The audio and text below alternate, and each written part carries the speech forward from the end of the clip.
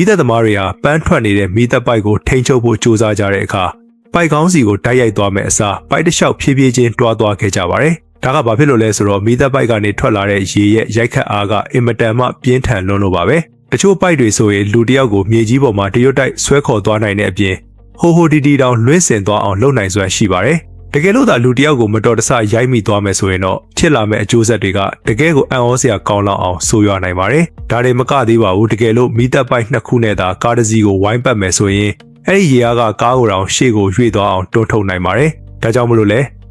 လိုမျိုးမီးလောင်ပြင်မှာ